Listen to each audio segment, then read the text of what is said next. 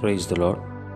ఈరోజు మనం దీని యొక్క వాక్యంలో ఆయన నమ్మకస్తుడై ఉండెను, అయితే క్రీస్తు కుమారుడై ఉండి ఆయన ఇంటి మీద నమ్మకముగా ఉన్నాడు.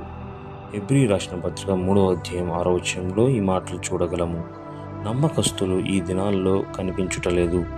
దేవుడు మనలను నమ్మలేకపోవచ్చున్నాడు.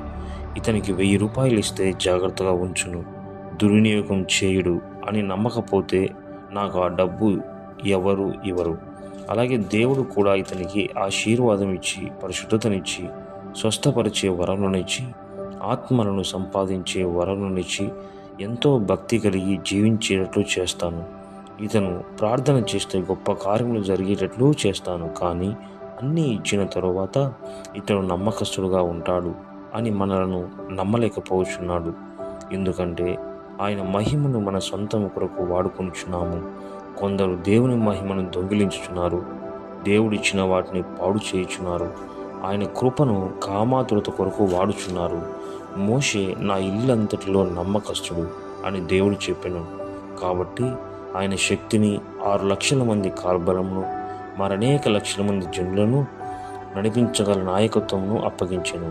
పేతురు యోహానులో నమ్మకస్తులుగా ఉన్నందున సర్వాధికారములను, స్వస్థపరచు శక్తిని, అద్భుతములు చేయు శక్తిని ఇచ్చెను. మరి మనం నమ్మకస్తులమా? దేవుడు మనకిచ్చిన ఆయుష్, బలము, ధనము, సమయము, అధికారము నమ్మకముగా వాడుచున్నామా? మన ప్రభువు ఈ లోకంలో జీవించినప్పుడు తండ్రి పంపిన పని పట్ల నమ్మకస్తుడై ఉండెను. నా తండ్రి పనుల మీద నేను ఉండవద్దా? నా తండ్రి పని చేయుటే నాకు ఆహారం అన్నట్లు జీవించెను. కానీ ఈ లోకంలో ఆస్తులను, అధికారమును సంపాదించుకున్నటకు ఆశించలేదు. తన అధికారమును దుర్వినియోగం చేయలేదు.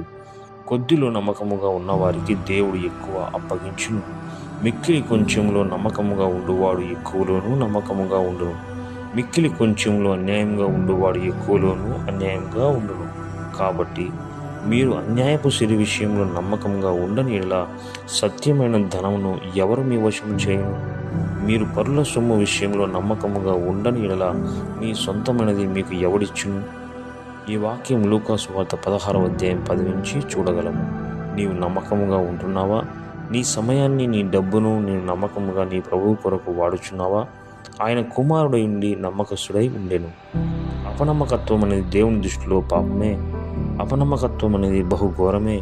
ఒక వ్యక్తిని నమ్మి పనిని లేక సొమ్మును అప్పగించినప్పుడు వాడు దాన్ని దుర్వినియోగపరిచినలా అది ఎంత నష్టము. అందుకే అపనమ్మకస్తులైన వారు అపవాదితో పాటు అగ్నిగుండమునకు వెళ్ళవలసినదే. కనుక మనము